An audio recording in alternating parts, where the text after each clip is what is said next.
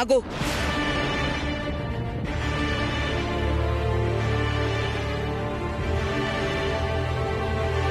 నాగదిలోంచి వస్తున్నావేంటన్నయ్యా? అంటే ఏదో కింద పడిన శబ్దం వచ్చిందమ్మా, ఏంటా అని చూసొస్తున్నా.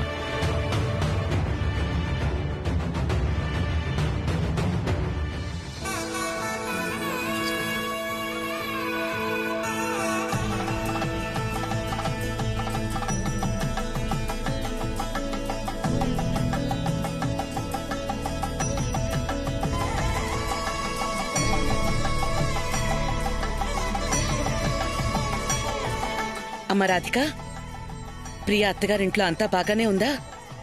జరగాల్సినవన్నీ సక్రమంగానే జరిగాయా?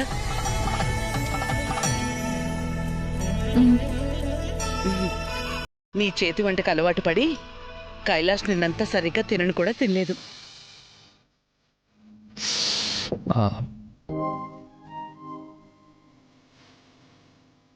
తినకపోతే ఎలాగండి? ఇలా ఉంటే ఇలా చెప్పండి. రుచికి ప్రేమ తోడైతేనే తిండి సహిస్తుంది రాధిక.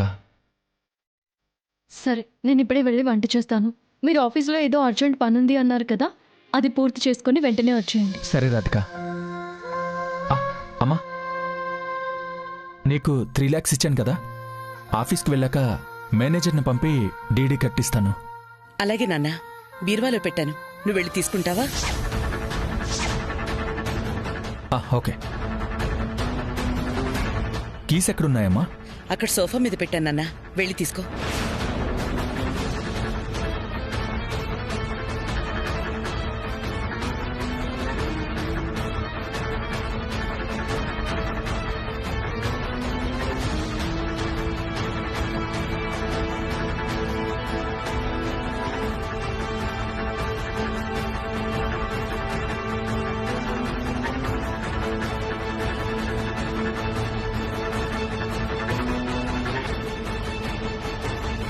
ఇక్కడ లేవమ్మా.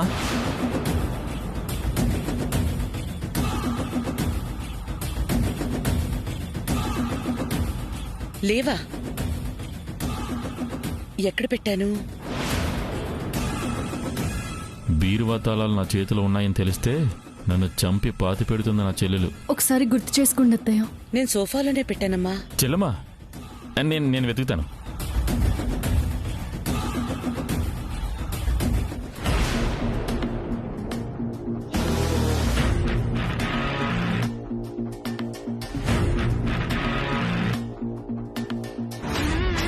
అత్తయ్య, నేను కూడా వెళ్ళి వెతుకుతాను.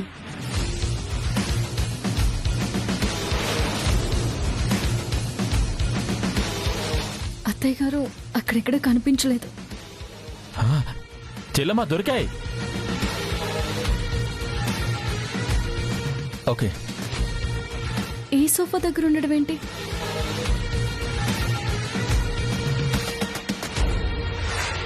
కానీ కీస్ ఈ సోఫా దగ్గర ఎందుకున్నాయి? ఏమోనమ్మా.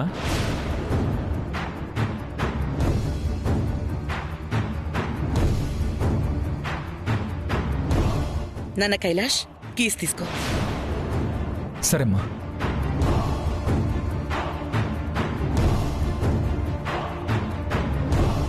అమ్మ రాధిక, నువ్వు వెళ్ళి వంట మొదలుపెట్టు. అలాగే అత్తయ్య.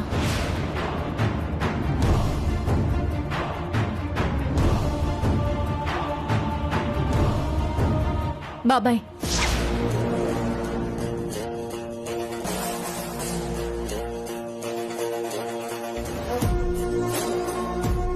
నిజం చెప్పండి బాబాయ్,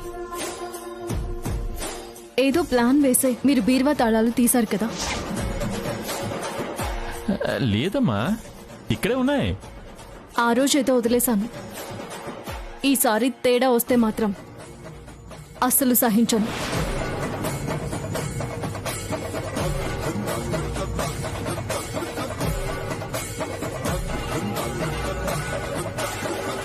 చెప్తూనే ఉన్నాను, విన్నావా? దొరకలేదుగా, ఎందుకు కంగారు?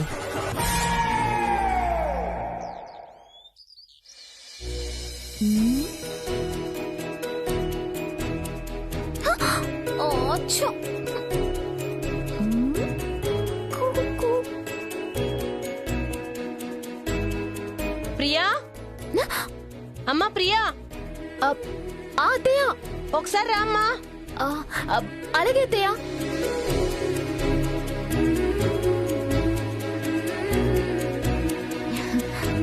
ఏంటత్తయ్య? ఈరోజు వంట మనిషి రాలేదు. కొత్త పెళ్లి కూతురువి, నీ చేతి వంట తినాలని అందరూ ముచ్చట పడుతున్నారు. నేను వంట చేయాలా? ఏ చెయ్యవా? నాకు అసలు వంట చేయటం రాదత్తయ్య. అదేమన్నా బ్రహ్మ విద్య ఏంటమ్మా? కుక్కర్లో 1 గ్లాసు బియ్యం 2 గ్లాసులు నీళ్లు పెట్టావనుకో అన్నం అయిపోతుంది. 4 ఆలుగడ్డలు ఉల్లిపాయలు తరిగి బాండీలో వేసావనుకో కూర అయిపోతుంది. ఓస్, ఇంతేనా? ఆ, టకటక చేసేస్తాను. నానమ్మా, ఇవన్నీ స్టవ్ మీద పెట్టాలిగా? ఆ, వామ్మో, స్టవ్ మీదే పెట్టాలమ్మా. లేదంటే ఎలా అవుతుంది? పర్వాలేదంటావా? టెన్షన్ పడకండి, ప్రియా ఏదైనా చిటికలో నేర్చేసుకొని చేసేస్తుంది. సరే.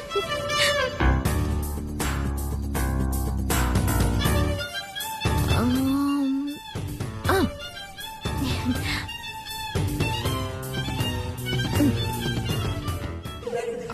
1 గ్లాస్ బియ్యం ఫస్ట్.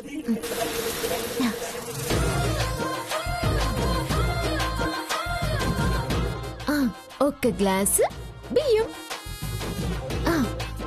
2 గ్లాసుల వాటర్. 2 గ్లాసుల వాటర్.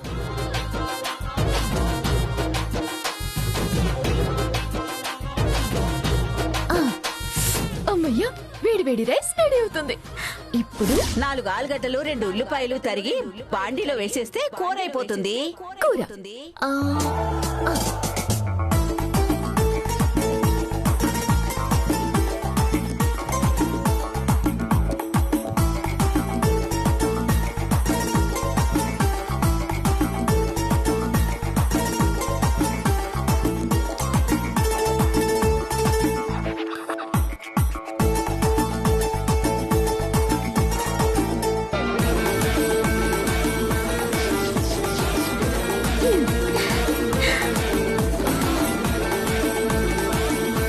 ఉప్పు కారం వేయాలి కదా.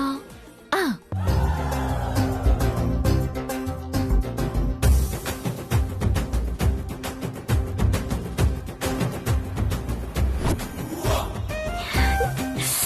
వేడి వేడి ఆలు కర్రీ రెడీ అవుతుంది. అన్నయ్య, ఈ రోజు వంట వదిన చేస్తుంది. ఓ పట్టు పట్టాల్సిందే. నాకు అసలే చాలా భవిష్యత్తు ఉంది నేహ, దొరికిపోతానేమో. అలా ఏం కాదన్నయ్య, తను చాలా బాగా చేస్తుంది. ఆహ్, గుమగుమలాడే ప్రియ చేతి వంట రెడీ. మావయ్య మావయ్య, ఎక్కడికో వెళ్తున్నట్టున్నారు? అవునమ్మా, అర్జెంట్ మీటింగ్ ఉంది, అందుకే వెళ్తున్నాను. ఫస్ట్ టైం నేను వంట చేశాను, తినేసి వెళ్ళండి. తిన్నాక కోలుకోవడం కష్టమేమో. హలో, ప్రియ ఇక్కడ. పెద్ద పెద్ద వంటగాళ్ళు కూడా ఫోన్ చేసి టిప్స్ తెలుసుకునే రేంజ్ మనది. మీరు రండి మావయ్య, వడ్డిస్తాను. ఇంకోసారి తింటానమ్మా, చాలా పనులున్నాయి. అదేం కుదరదు మావయ్య, మీరు తిని వెళ్ళాల్సిందే. సరే పద. అత్తయ్య, నానమ్మా,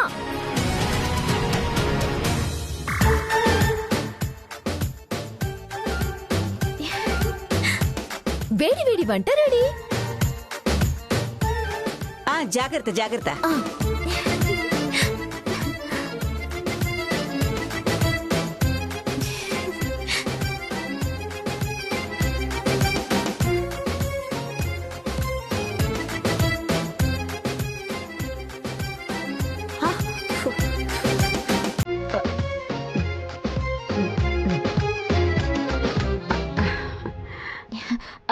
నేను తీస్తాను.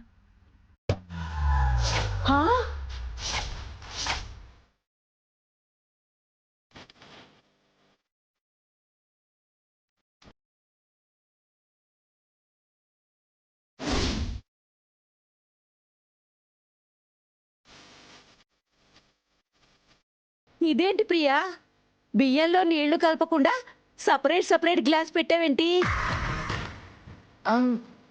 అలా పెట్టాలని మీరే కదా చెప్పారు, అదే చేశాను. కుక్కర్లో ఓ గ్లాసు బియ్యం 2 గ్లాసులు నీళ్లు పెట్టావనుకో అన్నం అయిపోతుంది.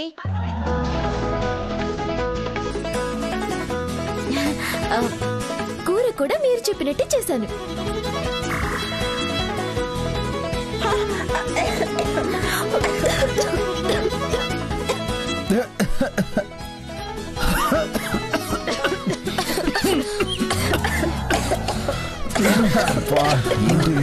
ఇది నేను చెప్పిందేంటి, నువ్వు చేసిందేంటి?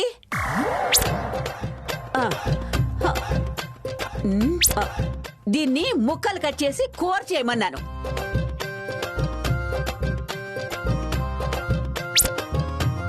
ఈ బియ్యంలో నీళ్లు పోసి అన్నం వండమన్నాను. అంత డీటెయిల్ గా మీరు చెప్పలేదు కదా నానమ్మా. నేను ముందే చెప్పాను ప్రియా మన మీద ప్రయోగం చేస్తుంది అని.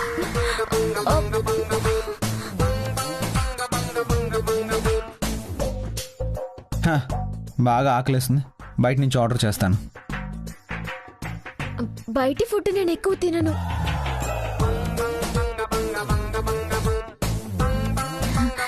ఇంట్లో అయితే అమ్మ, జహాపని ఇంట్లో అయితే అక్క వంట చేస్తారు.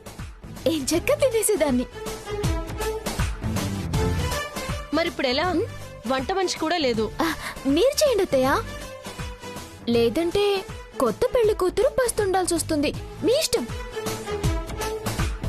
ఆ అమ్మాయికి వంట రాదేమో, నువ్వు చేస్తే సరిపోతుంది కదా, వెళ్ళి చేయి. చెయ్యక చస్తానా? చేస్తాను. ఇవన్నీ తీ. నువ్వు గ్రేట్ వదినా. గత కొన్ని సంవత్సరాలుగా గరిట కూడా తిప్పని మా అమ్మ చేత నువ్వు వంట చేయిస్తున్నావు. ఏమో అనుకున్నాను, ప్రియా చాలా తేడాగా ఉంది.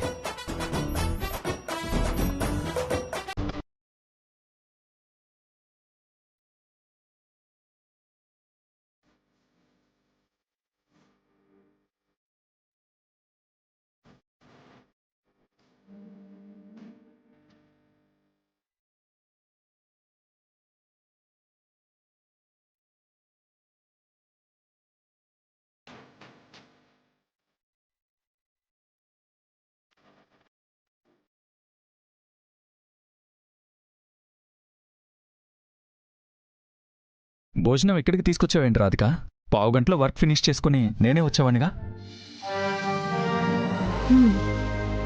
నిన్నంతా మీరేమీ తినలేదని అత్తయ్య చెప్తే నా కడుపు తరుక్కుపోయింది. మీరు కడుపు నిండా తింటేనే తప్ప నా మనసు కుదుటపడదు. అయినా నేను లేనప్పుడు అలా తిండి మానేస్తే నేనెంత బాధపడతాను. ఏమో రాధిక, నువ్వు వండి వడ్డిస్తే తప్ప ముద్ద దిగట్లేదు. పొద్దున మల్లీశ్వరి వాళ్ళు టిఫిన్ చేస్తే కూడా తినలేకపోయాను.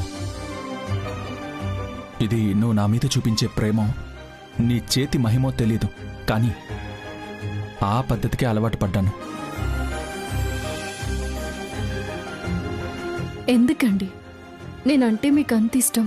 నువ్వు నా భార్యలా ఉండుంటే ఇలా ఉండేవాణ్ణి కాదేమో, కానీ మా అమ్మలాగే ఆదరిస్తుంటే ఎలా ఇష్టపడకుండా ఉండగలను? చేయి కడుకుండండి తిందరగాని. జస్ట్ 10 minutes, వర్క్ ఫినిష్ చేశాక తినేస్తాను. సరే అయితే మీ వర్క్ మీరు చేసుకోండి, నేనే మీకు తినిపిస్తాను. నువ్వు తినిపిస్తావా? వద్దా? ఇప్పుడేగా అమ్మలాగా ప్రేమ చూపిస్తావన్నారు. నువ్వు తినిపిస్తానంటే వద్దని ఆ అదృష్టాన్ని ఎలా మిస్ చేసుకుంటాను? తినిపించు.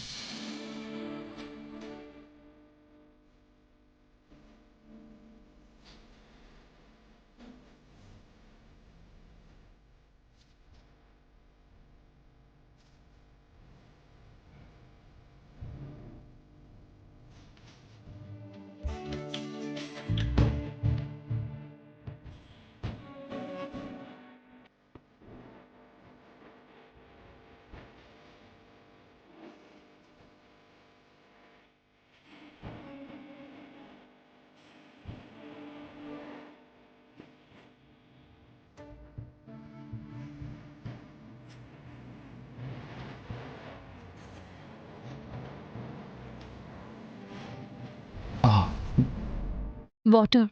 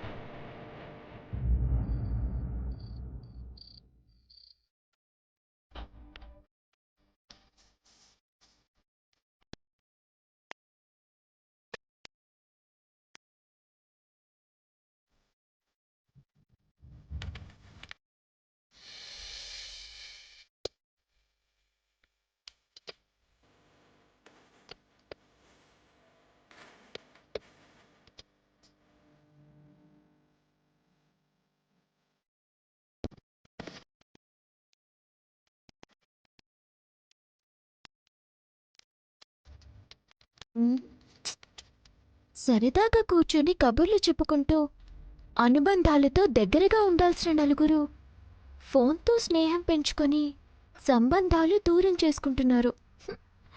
ఒకే కుటుంబం అంటే ఉండాల్సింది ఇలా కాదే.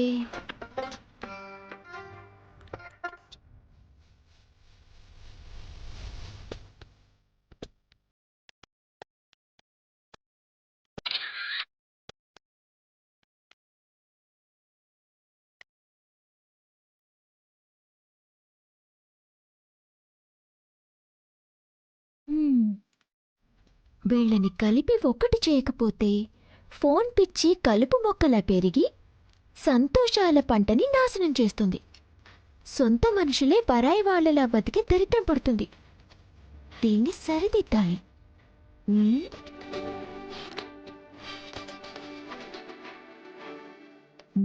ఎస్.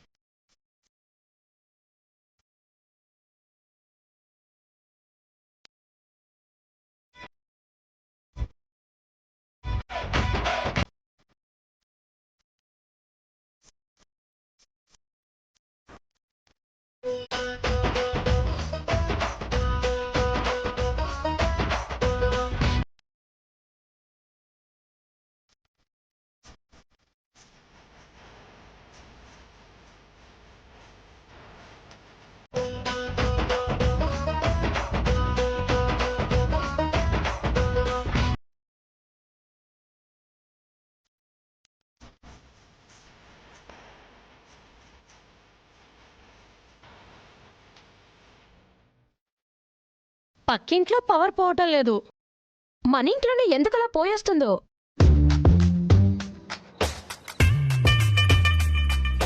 వైరింగ్ ఏదన్నా లూజ్ కాంటాక్ట్ ఉందేమో. కరెంట్ ఎప్పుడు ఇంతే, మన ఇంట్లో పోతుంది, పక్కింట్లో పోదు. అందరికీ పోతే ఏ ప్రాబ్లం ఉండదు. కరెంటు పోతూ వస్తుందని నలుగురు ఒకే దగ్గర చేరారా? అవునదినా. కరెంటు పోతే ఏమవుతుంది? ఏమవుతుంది? చీకటి అవుతుంది. కరెంటు ఉంటే ఏమవుతుంది? అదేం ప్రశ్న ప్రియా? కరెంట్ ఉంటే వెలుగుంటుంది. కుటుంబంలో చీకటి వెలుగులనేవి కరెంటుతో వెలిగే ట్యూబ్లైట్స్ వల్లనో సూర్యుడిచ్చే వెలుతురు వల్లనో రావు.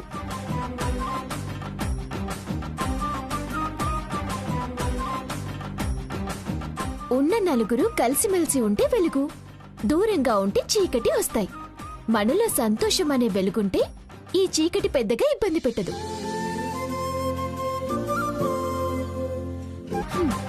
కుటుంబం అంటే నాలుగు గోడల మధ్యన పరాయి వాళ్లలా బతకడం కాదు, బంధాలు పెనవేసుకుని కలిసినటం, ఒకే నిర్ణయాన్ని అందరూ కలిసి తీసుకోవడం.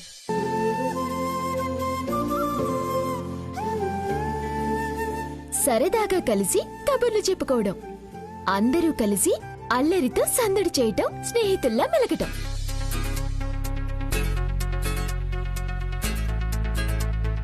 చూశాను. మీ నలుగురు మంచం కోళ్లలాగా 4 దిక్కులు ఉండి ఫోన్తో బిజీగా ఉన్నారు.